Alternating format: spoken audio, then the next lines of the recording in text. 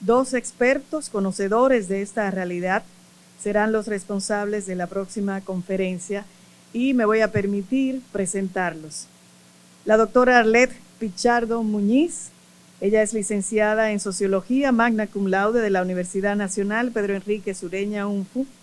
Cuenta con una maestría en Planificación del Desarrollo, especialidad en Planificación Social del Centro de Estudios del Desarrollo, CENDES, eso es de la Universidad Central de Venezuela.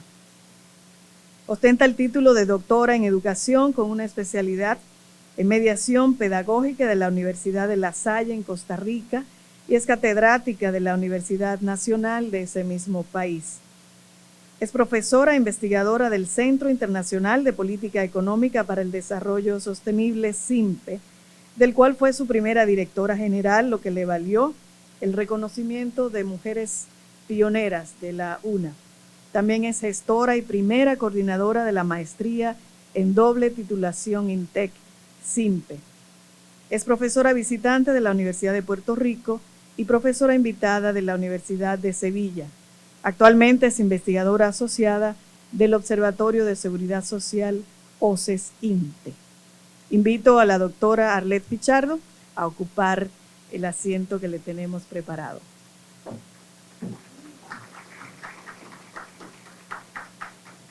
Ella viene acompañada del licenciado Joan Guerrero, economista con formación en las áreas de previsión social, cálculo actuarial, análisis econométrico, política de competencia, derecho administrativo y administración en general. Tiene más de 12 años de experiencia profesional en los ámbitos de pensiones, competencia económica y protección social no contributiva, donde ha tenido la oportunidad de desarrollar distintos estudios y publicar diversos artículos vinculados a estos temas. En los últimos 4 años se ha dedicado a las áreas de planificación, monitoreo y evaluación de programas bajo métodos experimentales y no experimentales, destacando la coordinación técnica de la formulación del Plan Sectorial para la Inclusión Social y Económica, así como la conducción de distintos estudios y evaluaciones en materia de protección social. Con ustedes el licenciado Joan Guerrero, que también acompaña a la doctora Arlette Pichardo. Ellos nos presentan la conferencia Perspectivas sobre la suficiencia y sostenibilidad de las pensiones en la República Dominicana. Muy buenas tardes. La verdad es que ustedes no tienen una idea del honor tan grande que me significa a mí estar en esta tarde con ustedes. Y sobre todo que ese honor sea aquí, en el INTET, mi casa académica en este país. Nosotros vamos a presentarle un avance de un estudio que todavía está en proceso, en el cual han participado y participan varios colegas, incluyendo al colega Joan Guerrero. Eso significa que a mí me toca lo más fácil. Yo solo le voy a contar a ustedes por dónde vamos.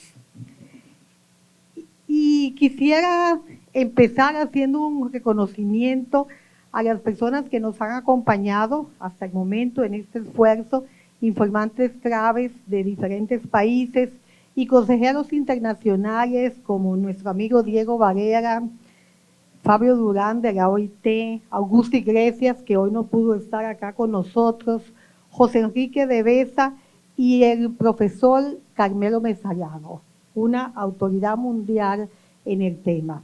A propósito del profesor Mesallano, yo quisiera empezar recordando con ustedes una anécdota que en una de las conversaciones que hemos tenido con él en estos días, él nos las estuvo recordando. Y él dice que en 1967, cuando él entró a dar clases en la Universidad de Pittsburgh, el decano le preguntó, ¿y usted qué quiere enseñar? Y él le dijo, economía de la seguridad social. Y el decano le contestó, ¿y a quién le interesa eso? Medio siglo después, dice el profesor Mesallano, hay una respuesta contundente a este tema, porque como dice uno de los teóricos de la política social, los riesgos de la vejez son democráticos. Eso significa que nos toca a todos. Perspectivas sobre suficiencia y sostenibilidad de las pensiones en República Dominicana. Ese es el tema con el que nos han convocado en el día de hoy. Dicho en forma de pregunta, ¿cuáles son las perspectivas de las pensiones de la Seguridad Social en República Dominicana con suficiencia en las prestaciones, con sostenibilidad financiera, atendiendo a criterios de equidad? Es una pregunta que está formulada en términos muy sencillos, porque quizás este planteamiento así tan llano pueda ser una invitación que convoque a tomadores de decisiones políticos, agentes económicos y a líderes de organizaciones y sobre todo a la ciudadanía en general, la gente de a pie, la que está allá afuera pendiente de qué estamos pensando que va a pasar con su pensión. Detengámonos un poquito en estos conceptos: suficiencia en las prestaciones y sostenibilidad financiera. ¿Qué es? ¿Cómo se miden estas cosas? La suficiencia es un concepto que es difícil de definir. ¿Qué es lo que es realmente suficiente? Aunque puede ser relativamente fácil de medir. Los organismos internacionales tienen acuerdo en que cuando hablamos de suficiencia en las prestaciones, estamos hablando básicamente de dos cosas. Estamos hablando, uno, de prevención de la pobreza y dos, estamos hablando de un nivel de vida similar al que se tenía cuando se estaba en la vida activa. Lo que no hay mucho acuerdo es con relación a qué hacemos esto. ¿Es con los últimos años? ¿Es con la carrera laboral? Necesariamente cuando estamos hablando de capitalización individual, cuenta toda la carrera laboral. Ahí no hay quite que pueda ser de otra manera. En cambio, la sostenibilidad financiera es un concepto más fácil, realmente es mucho más fácil de definirlo, pero es más difícil de alcanzar. Ahí es donde está el kit del asunto. Porque de alguna manera, cuando hablamos de sostenibilidad, estamos hablando de cómo se asegura el cumplimiento de una promesa, entre comillas, pensional. La ley 8701 lo contempla como un principio. Y desde hace mucho tiempo, desde los inicios de la Seguridad Social, desde Beveridge, estamos hablando de que la sostenibilidad tiene que ver con la capacidad económica del país. Cuando hablamos de suficiencia, en realidad deberíamos de volver al concepto original. ¿Qué significa esta palabra? Y esto es muy importante porque generalmente se recurre a parámetros arbitrarios.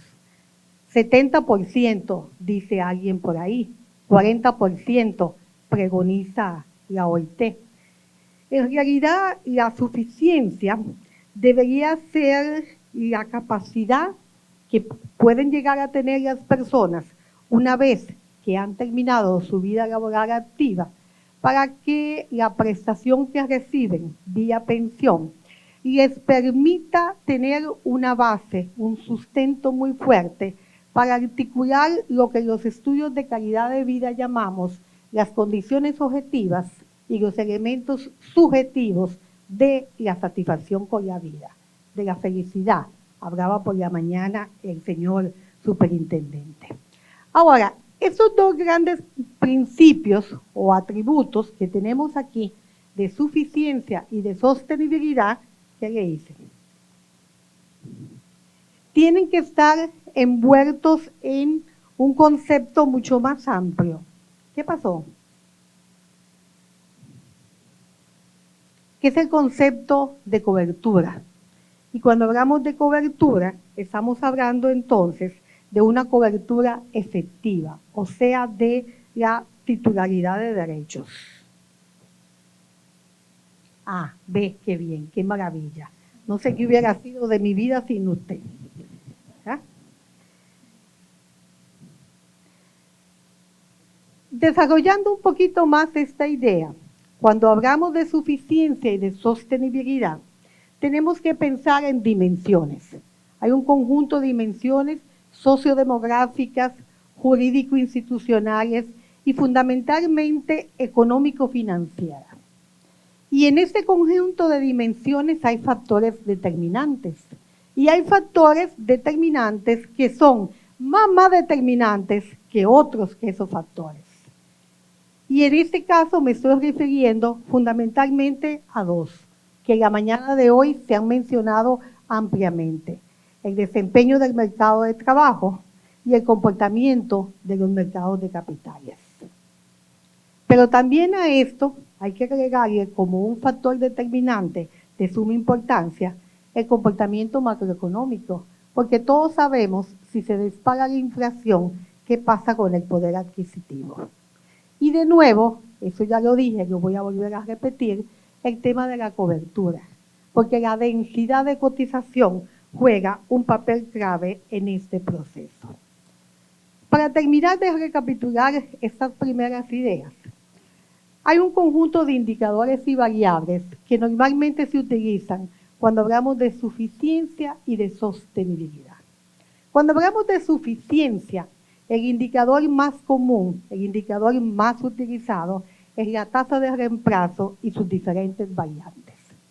Hay esfuerzos para abundar más en esa línea, por ejemplo, la OCDE habla de la riqueza de las pensiones, o el BID en su último estudio ha desarrollado lo que llaman la tasa de retorno implícita. Y lo interesante es que los indicadores que tenemos de aquel lado de alguna manera dependen de las variables que a su vez sostienen, valga la redundancia, la sostenibilidad. En términos de suficiencia, también hay algunas medidas alternativas, como el índice de Mercer, el índice global de pensiones, que se desarrolla en 34 países, incluyendo Chile, Colombia, Perú, Brasil, Argentina, que dicho sea de paso, es el que se posiciona en el lugar más bajo.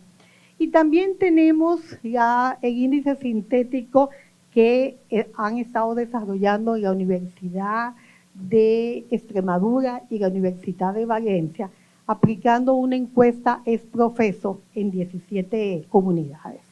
Hoy vamos a hablar nada más de esta primera parte del cuadro.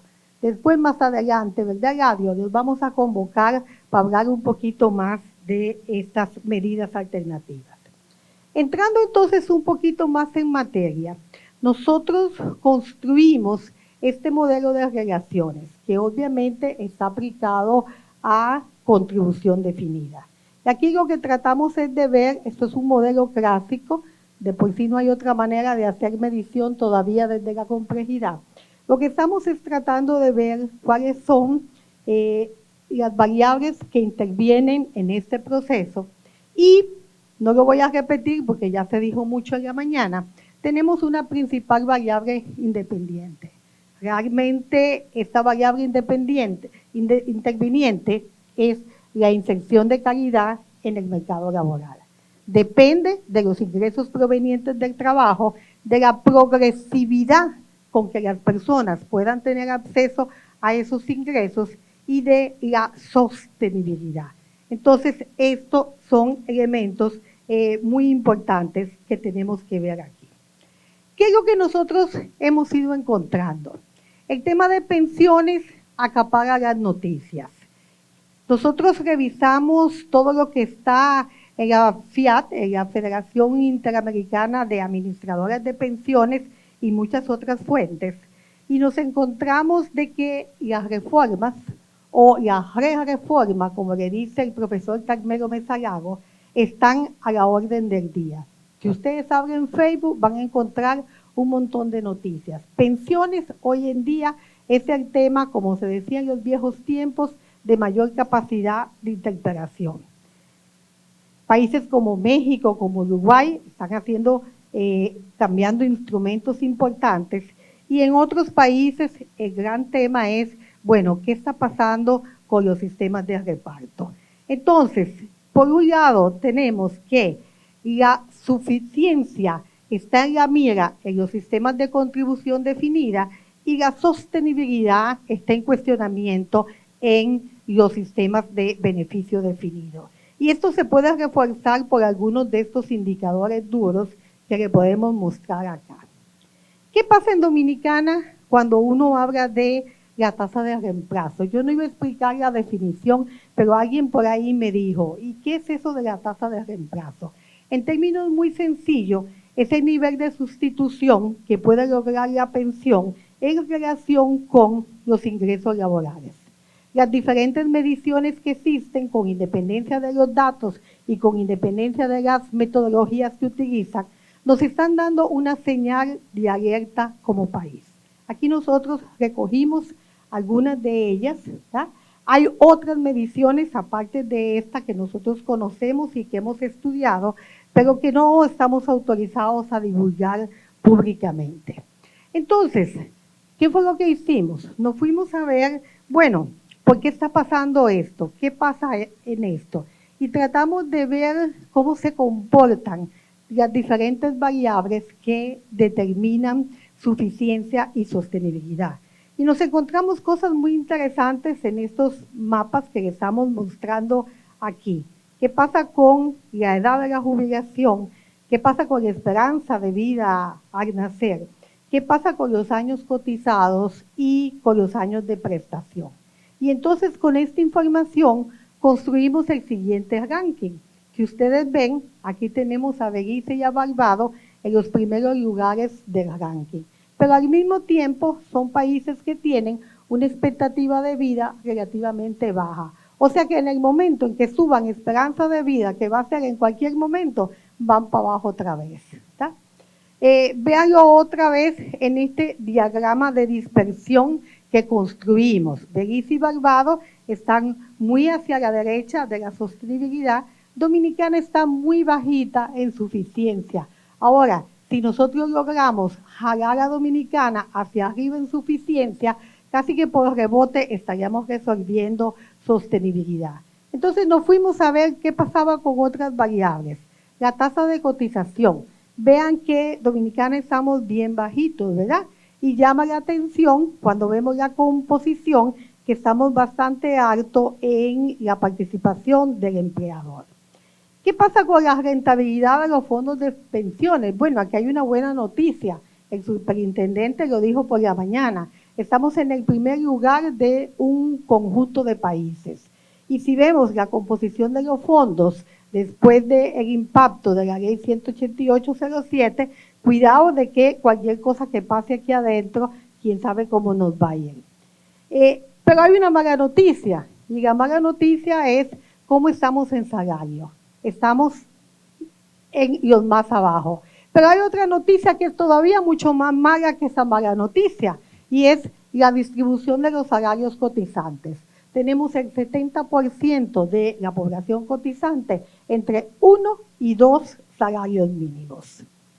Para no seguir con las malas noticias, nos fuimos a ver qué estaba pasando con cobertura. Esto lo construimos con una base de datos que nos facilitaron en CIPEN. ¿Viste qué bonita que quedó? Yo te lo dije que había quedado bonita. ¿Dónde estamos? Estamos más abajo de la mitad. Cuando nosotros nos vamos a ver otros países que a los 15 años de crear el sistema de contribución definida han logrado mejoras importantes, el caso de Costa Rica, Uruguay, Panamá, que no está en la tabla, no sé por qué, pero debería también estar en la tabla. ¿Qué es lo que ha pasado en esos países? Que a través de la pensión complementaria han logrado mejoras importantes en suficiencia y en sostenibilidad. Pero ¿cómo lo han hecho? Jalando a los mismos afiliados. O sea, la pensión complementaria lo que hace es que me jala al que ya está adentro. El que está afuera, ahí no tiene forma de entrar. Entonces nosotros nos fuimos a ver un poquito, bueno, ¿qué está pasando acá en Dominicana? Con las estadísticas que están en la hoja web de CIPEN, nosotros construimos estos números índices. Y vean, siguen las buenas noticias. En 15 años hemos tenido una afiliación que se cuadriplica. aunque los cotizantes crecen a un ritmo menor. Entonces, esta es una muy buena noticia. Pero esta buena noticia tenemos que encuadrarla, porque aquí nos llamaron a que viniéramos a hablar de perspectivas. ¿Y qué pasa cuando encuadramos esta noticia? Bueno, tenemos aproximadamente 2 millones de cotizantes efectivos. Y esos cotizantes efectivos representan el 40% de la PEA, representan el 42% de la población ocupada y aproximadamente el 88% del sector formal. Y tenemos, estos son los datos de las estadísticas nacionales del país, una tasa de ocupación de 60%. Eso significa que el otro 40% algún problema de empleo tiene. Pero también tenemos un desempleo juvenil de 12%. Entonces, no, hay muchos chicos como los hijos nuestros. Mi hijo es sintesiano, tiene una empresa de emprendimiento y yo le puse el pie aquí para que hiciera la nómina a la TSS y lo hizo. ¿Ah? Pero tenemos también un desempleo juvenil de 12%. Entonces, estamos ampliando la edad de incorporación al mercado laboral. Por otro lado, tenemos 2.6 personas en informalidad, de los cuales 65% son cuenta propia. Entonces, aquí, cuando hablamos de perspectiva, tenemos que poner los ojos más allá de lo que nos dicen los indicadores tradicionales. Y por el otro lado, tenemos también otra situación importante. Tenemos más de 300,000 personas en pobreza material que ya cumplieron 60 años. O sea, no cotizaron y no van a cotizar. ¿Y qué es lo que vamos a hacer con esa gente? Entonces, en ese marco, nosotros queremos desarrollar mucho más. Estamos en conversaciones con la TSS y con CIPEN para desarrollar un modelo propio que nos permita, más allá de estas comparaciones internacionales que son basadas en supuestos hipotéticos y teóricos, poder construir un sistema que permita generar información para toma de decisiones, fundamentalmente para política pública. Pero más que eso, también nos interesa, porque más allá del discurso político, más allá de las presiones de los grupos de interés, de los diferentes actores del sistema y de las declaraciones normativas, a la gente que está allá afuera, lo que le interesa saber es, bueno, y en materia de pensiones, ¿y lo mío? ¿Dónde está? ¿Cuánto es que me toca? Eso es lo que realmente la gente quiere saber. Así que yo le voy a dar la palabra a mi colega Joan para que nos presente un avance en ese sentido.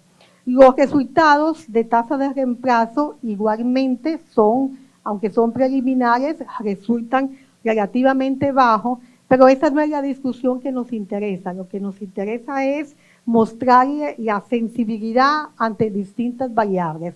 Así que no cunda el pánico.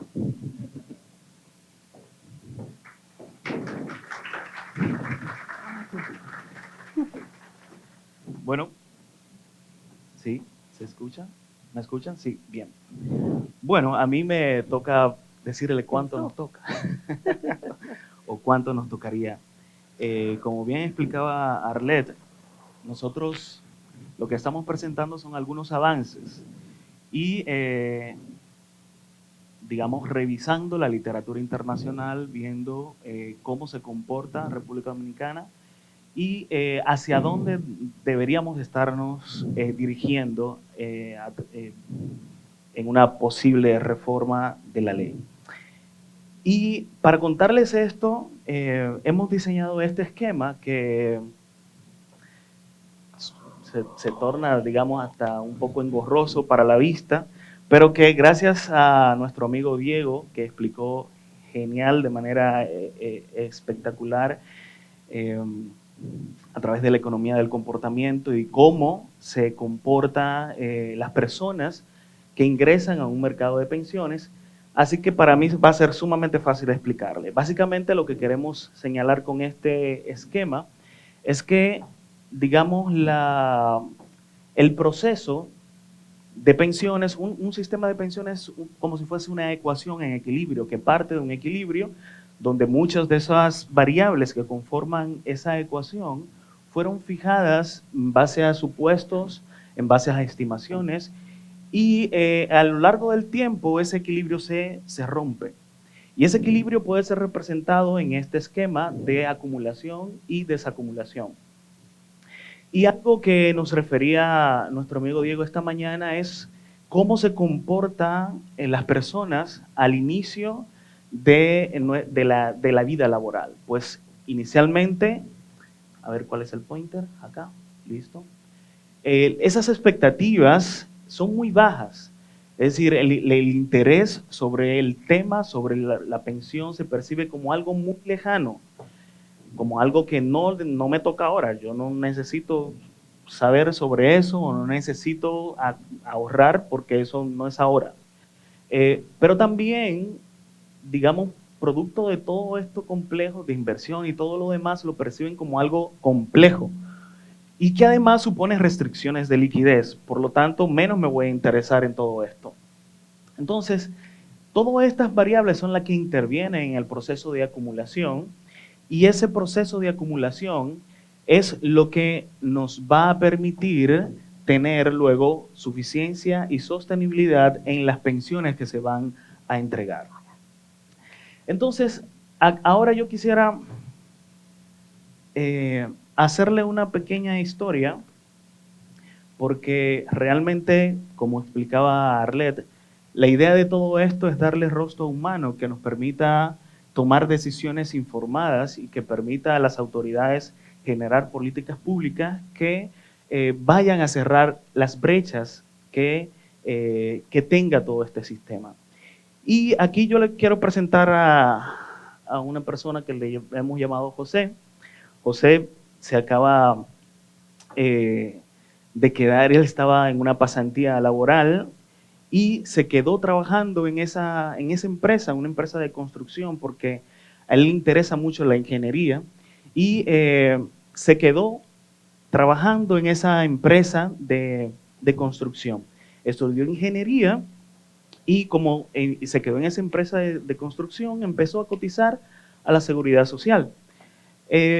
A los 25 años, José se gradúa y recibe una promoción salarial, y, digamos, contento, sigue trabajando en esa misma empresa, y a los 30 años recibe una promoción donde lo hacen jefe de división de un área importante. Pasados los 30 y llegado a los 33, José decide hacer, se le aparece una potencial o aparente oportunidad y decide aceptar un proyecto fuera en otra área, pero también de construcción, lo único, y que suponía casi un 100% de incremento salarial, pero lo único que lamentablemente iba a estar en el sector informal. Pues, pero como hay un tema aquí de ingreso, pues él sale hacia ese sector informal y ahí dura hasta unos 3 años más, donde pierde, por un tema económico y demás, pierde ese trabajo que tenía en el sector informal. Luego de unos años más, puede ingresar a otra empresa y, digamos, nuevamente retorna a cotizar a la Seguridad Social y, digamos, tras una lección aprendida de vida, pues así se mantuvo hasta sus 60 años. Déjenme explicarle qué ha pasado con José en el proceso de acumulación. El proceso de acumulación de José fue el siguiente. Así se comportó la cuenta de capitalización individual o los montos ahorrados por José durante su proceso de vida laboral. José tuvo una interrupción importante en ese proceso. Pero ¿qué hubiese pasado si José tal vez no decide optar por esa esa opción que parecía muy ventajosa, pero que lo sacaría del sector formal. Bueno, si fuese así, se hubiese comportado la acumulación de esta manera. Y imaginémonos ahora también que, aparte de que hay continuidad de sus aportes, José decide retirarse no a los 60, sino a los 62, por ejemplo. Pero aparte de eso, tuvo la suerte de generar una rentabilidad de 1.5% mayor. Pues aquí está la curva de acumulación de José. Eso supone lo siguiente, un resumen. Aquí vemos dos tasas de reemplazo. La primera curva de acumulación generó una tasa de reemplazo bruta de 21%, y a lo largo del periodo laboral, es decir, a lo largo del periodo de acumulación longitudinal, de 41%. La segunda curva de acumulación le generó una tasa de reemplazo de 37%. Es decir, el hecho de esa interrupción laboral le supuso a José la pérdida de casi 16 puntos porcentuales en su tasa de reemplazo. Y de manera longitudinal, un 72%. Ahora, el efecto combinado de aplazar 2 años para el retiro más 1.5% de rentabilidad adicional supuso para José un incremento de una tasa bruta de 43% y a lo largo de su carrera laboral 85%. Esto es en realidad lo que nos gustaría hacer. Estos son esquemas teóricos, pero déjenme explicarle que en realidad toman o plasman la realidad que muchas personas se enfrentan día a día para la toma de decisión de este tipo de casos, de este tipo de situaciones. Y nosotros queremos hacer perfiles, justamente. Queremos diseñar perfiles para poder diseñar políticas públicas que permitan a las autoridades generar incentivos adecuados para el ahorro voluntario, para incrementar la tasa de contribución, para perseguir la elusión, la evasión, etc. En ese sentido, queremos llegar a unos niveles de desagregación en primer lugar, de sector, en segundo lugar, de género, y en tercer lugar, de quintil salarial. Esos niveles de desagregación queremos generar 3 escenarios importantes. Un primer escenario que nos permitiría ver qué pasaría si continuamos tal cual la ley 8701 define los parámetros programáticos de determinantes de la tasa de reemplazo. Un escenario B que supondría qué pasaría con la actual, qué pasaría en el futuro si se aprueba la actual modificación que supone que se está proponiendo la ley de modificación de la ley 8701, donde se estaría generando o vincula, digamos, el tema de mejorar la capacidad de recaudación de la tesorería de la Seguridad Social, así también como el esquema de comisiones. ¿Qué pasaría bajo ese escenario? Y un tercer escenario, que es una reforma integral que buscaría el mejor ajuste, es decir, los efectos combinados de las distintas variables, donde podríamos obtener la mejor tasa de reemplazo bajo distintos escenarios de simulación. Todo esto complementado con un índice de consumo a personas de mayores de 60 años. Es decir, cuando hablamos de suficiencia, nosotros estamos conscientes de que la tasa de reemplazo es como si es el indicador por excelencia o el indicador tradicional, pero así como el Producto Interno Bruto deja escapar algunas cosas, ¿sí? Como medición. Porque perfectamente puede reflejar para equivalencia para ingresos altos, pero cuando hablamos de suficiencia, tenemos que pensar también en esas cuestiones básicas y no básicas que puede suplir una pensión. De manera que queremos crear este índice índice de consumo para personas de mayores de 60 años, porque la estructura de consumo de una persona de 30 años no es la misma estructura de consumo que una persona de 60 o más años. De manera que esa estructura de consumo de una persona de 60 años, cuando hablamos de suficiencia, debería ser suplida por una pensión, por una prestación de continuidad. Y eso, digamos, así es lo que queremos contarle a manera de perspectiva de lo que queremos generar en términos de cálculo. Ahora, ¿qué necesitamos, Arlet? Bueno, para hacer eso, y que no sea, como decía Diego en la mañana, una promesa, porque además aquí lo malo es que tú decías por la mañana, quienes hacen la promesa, después no tienen que cumplirla porque no están, nosotros vamos a estar. Entonces, ¿qué necesitamos para eso?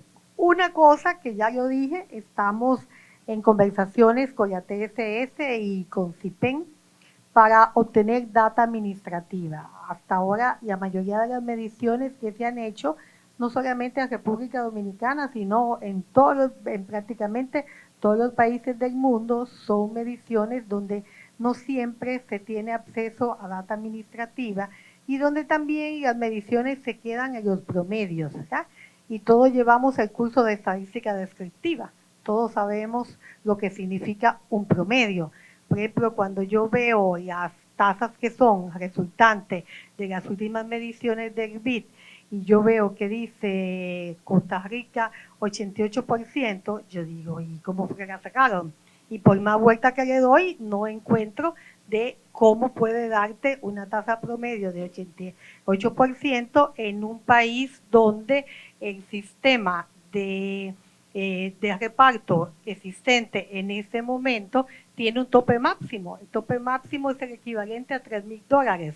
No importa cuánto tú ganes y cuánto tú cotices y por cuántos años lo hagas, no te va a dar más de eso. Entonces, no puede ser que me dé 80 y resto de los salarios de la vida activa, ¿verdad?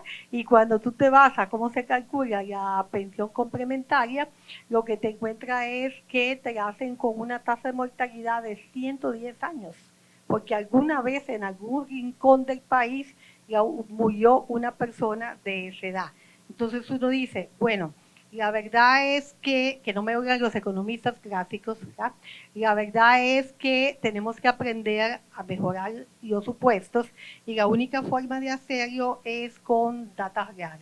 No hay otra forma. Entonces, eso necesitamos.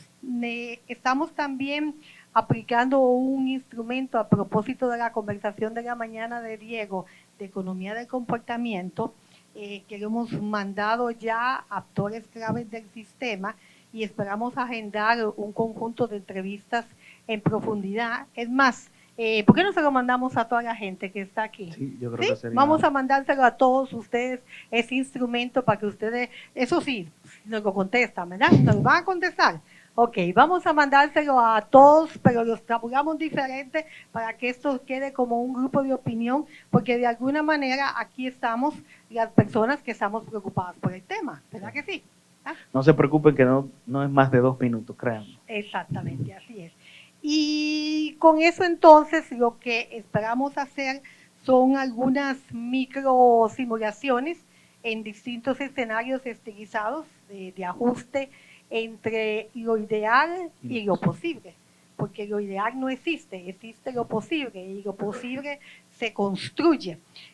También queremos, ya lo dijo Joan, yo no me quiero comprometer, pero bueno, ya lo dijo, así que ¿qué me queda? Estamos revisando la base de datos de la encuesta nacional de ingresos y gastos, la última de República Dominicana, para ver si podemos construir un índice de consumo de las personas de 60 años y más.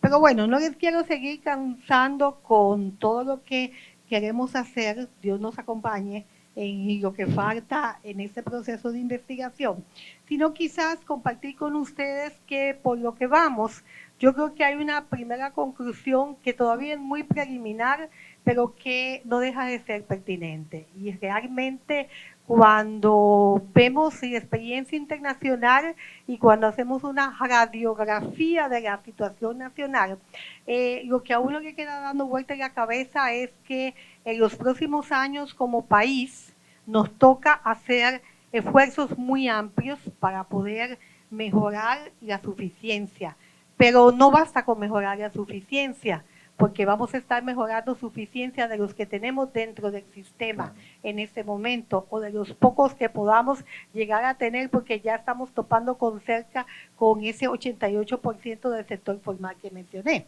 Entonces, como país nos toca también conciliar sostenibilidad con cobertura, y eso va a ser la medida de la confianza y de la credibilidad que pueda seguir teniendo la gente en términos de aspiraciones pensionales.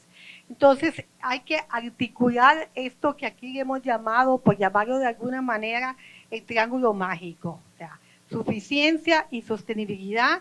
La articulación pasa por la densidad promedio de contribución. Entonces es un tema en el que los actores que toman decisiones tienen que sentarse a conversar y sentarse a decidir cómo es que le van a entrar a esto. Y el otro vértice importante de este triángulo es el vértice de la cobertura. Los que tenemos adentro, cómo los ampliamos, los que están afuera, cómo los entramos, y los que nunca ya entraron, ¿qué vamos a hacer con ellos? Ese es otro tema muy importante y quizás un tema muy espinoso que pueda sonar mal, pero en la academia nos damos el lujo de decir muchas cosas que puedan sonar mal. El tema de los regímenes especiales, donde tenemos regímenes especiales donde la gente puede aspirar a una tasa de reemplazo de 100% con independencia de si haya contribuido o no haya contribuido y en cuánto haya contribuido. Ahora bien, eso es otra historia, ¿verdad? No nos vamos a meter en ese lío ahora. Sí, para cerrar, una cuestión importante. ¿Qué nos puede mover este triángulo mágico? ¿Qué nos puede hacer que este triángulo empiece a funcionar como un engranaje sin aceite viejo? ¿Cómo podemos hacer para que suficiencia, sostenibilidad, cobertura se empiecen a mover en la dirección correcta? Bueno, hay una condición sine qua non, hay una condición que es básica, o sea, un entorno macroeconómico sano. Y el entorno macroeconómico se nos fue para aquel lugar que todos sabemos cuál es, hasta ahí llegamos, ¿verdad? Y junto con esto, hay también aquí como un piso intermedio que tiene que ver con los avances que tenemos que hacer en la institucionalidad de la seguridad social y particularmente de los regímenes de pensiones. Y eso pasa no solo por seguir discutiendo cuál es la tasa de reemplazo, eso pasa no solo por seguir discutiendo si es bajita o alta, eso pasa no solamente por seguir discutiendo cómo la subo y cómo no la subo, porque como vimos en el modelo que creamos, las variables exógenas no dependen ni de la capacidad del tomador de decisiones, ni de la capacidad del legislador, ni de la capacidad de la academia, dependen de muchas otras cosas. Entonces yo creo que tenemos que preocuparnos por avanzar en institucionalidad y eso significa muchas cosas, algunas de las que quisiera mencionar. Tenemos que preocuparnos por la calidad de la función regulatoria, cómo los entes reguladores y supervisores ejercen su función y cómo se comunican con los otros actores de un sistema que creamos en el 2002 muy complejo, con una multiplicidad de actores intervinientes. Tenemos que preocuparnos por la competencia entre los entes públicos, tenemos que preocuparnos por la arquitectura de elección, por la simetría de información. Yo creo que esa es una cuestión básica sobre la cual tenemos que preocuparnos. Tenemos un sistema que crea una entidad especializada para esos fines. Tenemos que ver bien qué pasa con las reglas de indexación, con qué va a pasar con ellas, con los ajustes de las pensiones que han sido otorgadas no por vejez, sino por otros tipos de riesgos.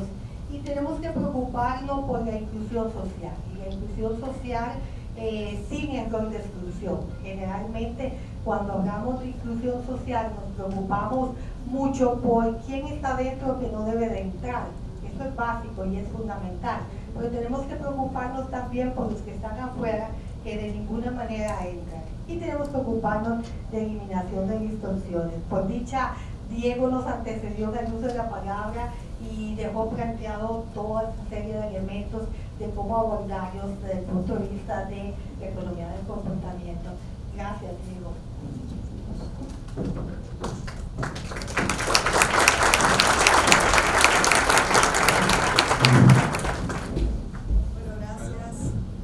Gracias a la doctora Arlette Pichardo y a Joan Guerrero por su participación. Y de nuevo abrimos un espacio de preguntas para las personas que tengan alguna inquietud sobre la presentación. Levantan la mano y le hacemos llegar el micrófono si hay alguna inquietud. Acá tenemos una. Sí, es con relación a una observación más bien de forma.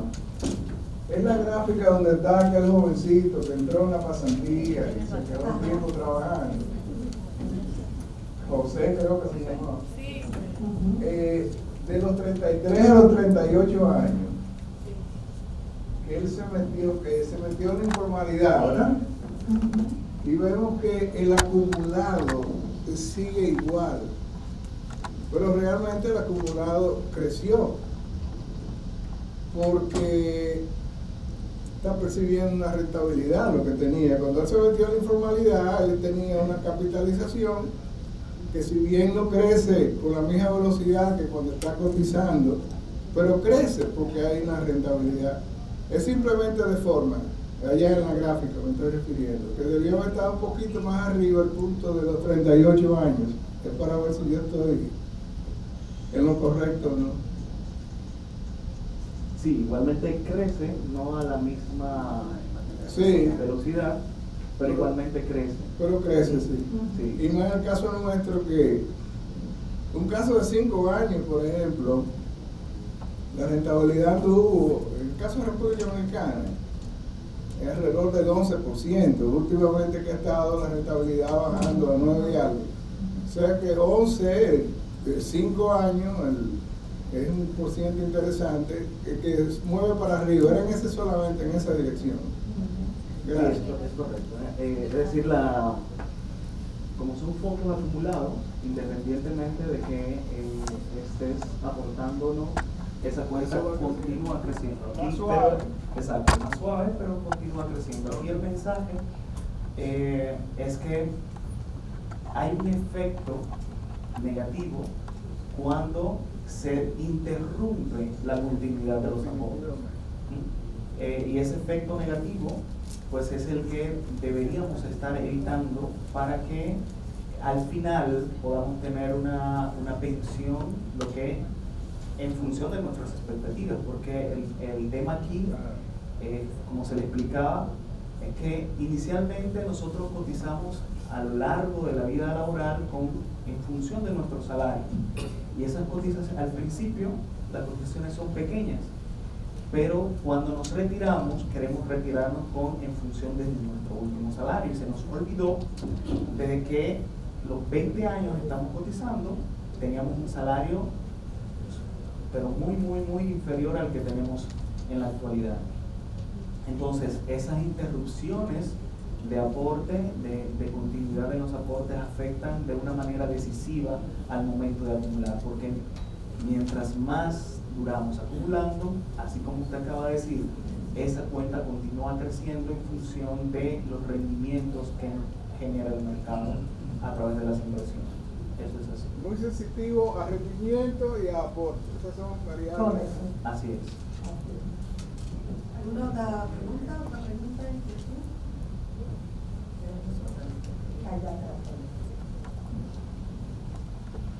Como la última presentación, como repuesto con la licenciada, la doctora, yo estoy sumamente preocupado cuando ya se refirió a la calidad de la supervisión.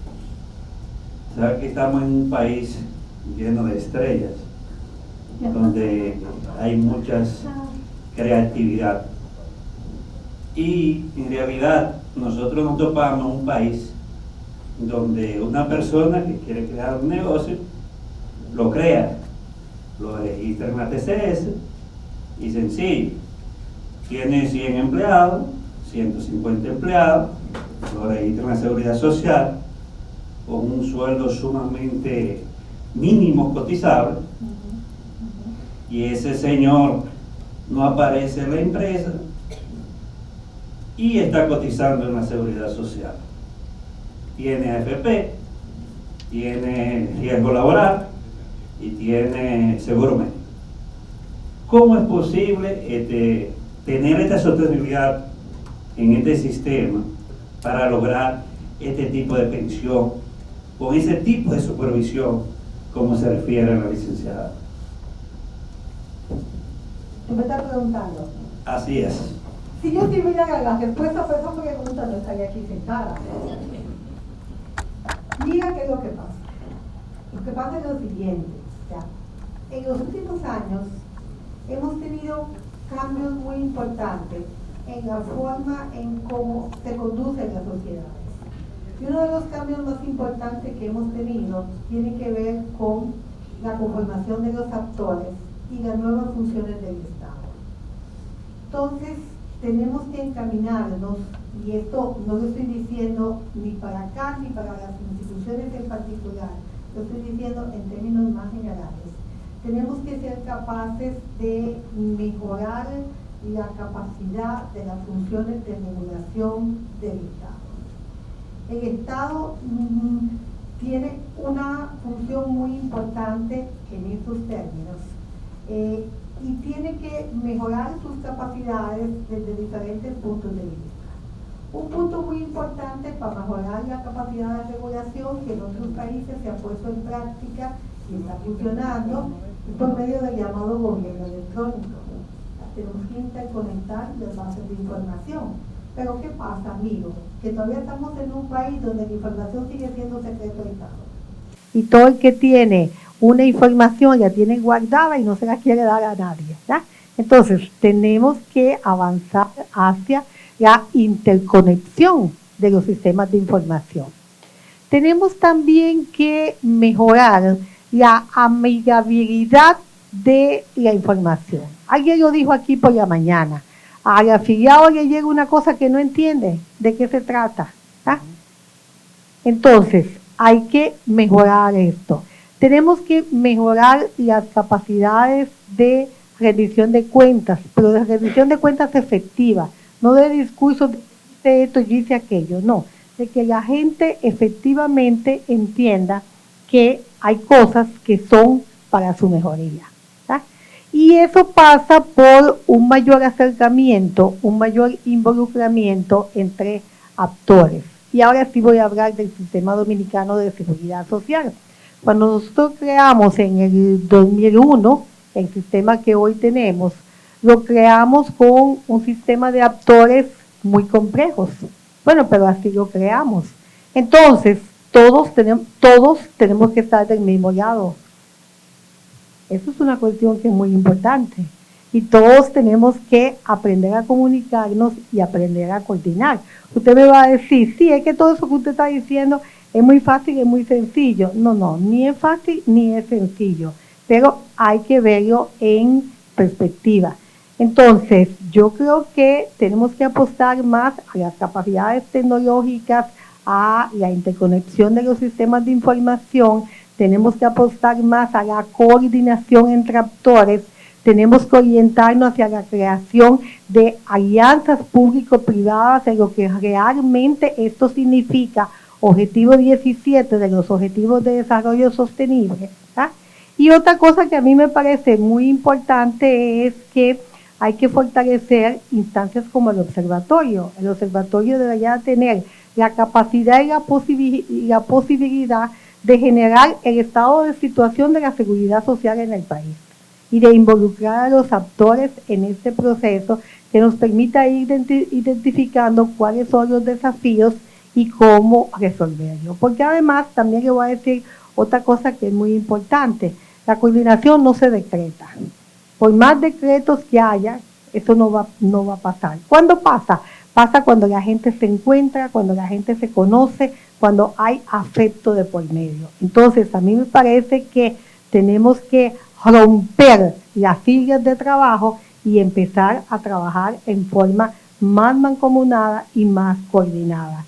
Si hacemos eso, poquito a poco vamos a ir resolviendo no solamente esa situación en particular que usted está mencionando, sino que también vamos a ir resolviendo otros tipos de situaciones. Pero entonces a eso yo me estoy refiriendo cuando estoy hablando de que es necesario mejorar la capacidad de regulación del Estado.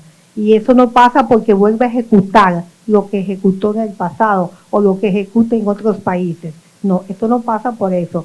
Eso pasa porque estamos en un mundo donde la interacción es fundamental y lo va a seguir siendo. Y no va a ser de otra manera. Y a Dios gracias que es así, porque lo que nos estamos encontrando son con una situación donde tenemos problemas viejos que no se han resuelto y problemas nuevos que están surgiendo. Entonces, eso solamente se va a poder resolver en conjunto. Y yo creo que por ahí es que tenemos que caminar. ¿Alguna otra pregunta, inquietud para la doctora Arlet y el licenciado O para Guerrero? el licenciado Joan. Gracias a la doctora Arlet Gracias a Pichardo, usted. al licenciado Joan Guerrero por su exposición. Y lo que sigue a continuación son dos paneles sumamente interesantes.